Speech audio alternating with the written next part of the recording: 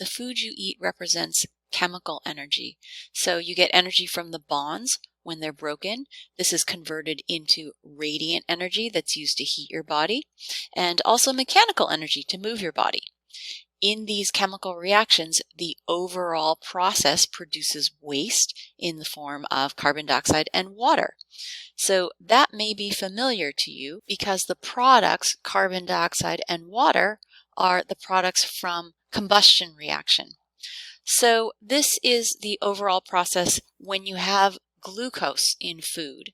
This is a combustion reaction. So combustion reactions that we looked at before are hydrocarbons.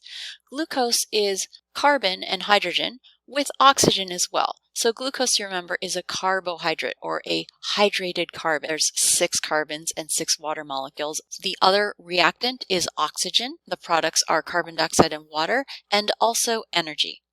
So a few things going on with this reaction. We know it's a combustion reaction, and this combustion reaction produces energy and is also, therefore, a redox reaction. In a redox reaction, something is oxidized and something else is reduced. So this glucose has carbon. The carbon in glucose, the carbon in this carbohydrate, loses electrons. This is oxidized. So glucose is oxidized, loses electrons, and what gains those electrons is oxygen, the O2.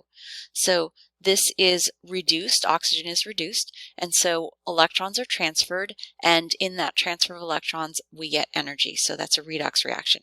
So we know that this is a combustion reaction. It's also a redox reaction.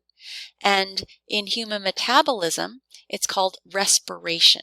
This is opposite of what plants do, which is photosynthesis.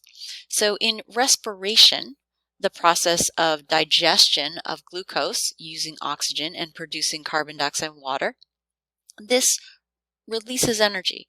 So this is an exothermic process. And so we get that energy in the form of radiant energy and mechanical energy. So what plants do is the opposite, which is going to be energy in, or an endothermic process. And so plants take carbon dioxide and water, and using energy from the sun, using radiant energy, produce sugars like glucose. And so we constantly need to be eating in order to have a constant supply of energy. The question is, how much do we need to be eating? So these are recommended calorie requirements based on age and gender. Also activity, so sedentary versus moderately active or just active. You guys are falling in probably the 19 to 30-year-old range, whether female or male. This would be somewhere between 2,000 and 2,800 calories is where you're going to fall. Calories are needed to maintain a basal metabolism rate. So that's all the reactions in human metabolism need energy, and that's mostly to keep your body warm and all of your organs working. And just sleeping, so having your body working while you are asleep, requires 60 calories per hour, or just sitting while you're awake requires 100 calories per hour. So there's a maintaining of the human metabolism that requires calories. We commonly look to working out or burning off extra calories. Or maybe if you're part of the active category, you're interested in how many calories are burned when you are doing some of these activities. The highest amount here is running. So running burns off over 1,000 calories per hour. Now that doesn't specify how fast you have to be running. So looking further down, jogging, that is slower pace, is about half of that, so 490 calories per hour. Isn't to say that going even slower, like walking, still gets you about 200 calories per hour. There are lots of ways to burn calories in physical activities, and this is not only for the purpose of maintaining your calories, but also has effects on your mental health and can be social as well.